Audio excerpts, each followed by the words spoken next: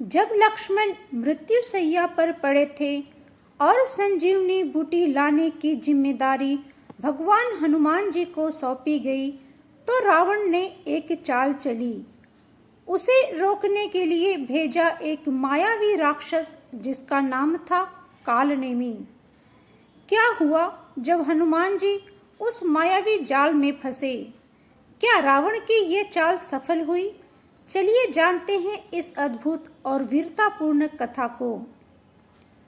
लंका में युद्ध चरम सीमा पर था। मेघनाथ के शक्तिबाण से लक्ष्मण मूर्छित हो गए।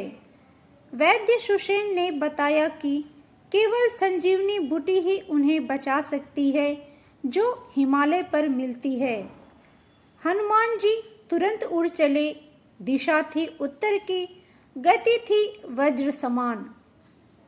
उधर रावण को जब यह ज्ञात हुआ तो उसने एक मायावी राक्षस को बुलाया। मायावी राक्षस का नाम था कालनेमी। रावण ने कहा, हनुमान को किसी भी कीमत पर रोको, वरना लक्ष्मण जीवित हो गए तो विजय असंभव होगी। कालनेमी एक जलाशय के पास पहुंचा और वहां एक सुंदर ऋषि के वेश में आश्रम बनाया। जब हनुमान जी उस मार्ग से गुजरे तो कालनेमी ने उन्हें रोका और कहा, हे वानर वीर, आप थके हुए प्रतीत होते हैं। पहले स्नान करें, फिर तपस्वी से आशीर्वाद लेकर आगे बढ़े। हनुमान जी को थोड़ा संदेह तो हुआ, पर उन्होंने स्नान के लिए जल में छलांग लगा दी। जैसे ही वह जल में गए, एक मगरमच्छ ने उन पर आक्रमण कर दिया, पर हनुमान जी ने उसे पल भर में ही मार डाला।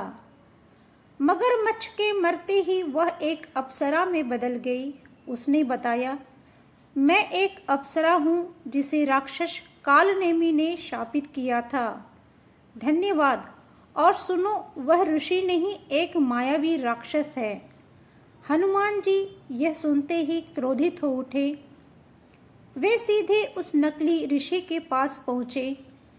हनुमान जी ने कहा, दुष्ट, तू साधु का वेश धरकर छल करता है।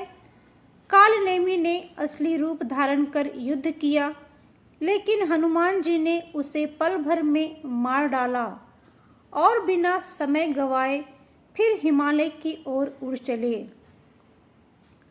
हनुमान जी ने संजीवनी बूटी लेकर समय पर लौटकर लक्ष्मण की प्राण की रक्षा की। रावण की यह चाल भी असफल रही।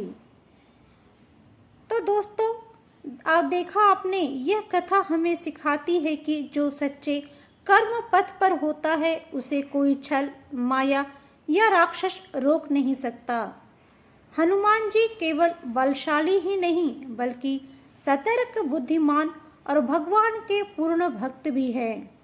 अगर आपको ये कथा प्रेरणादायक लगी हो तो वीडियो को लाइक करें, चैनल को सब्सक्राइब करें और कमेंट्स बॉक्स में जय बजरंगबली लिखना न भूलें।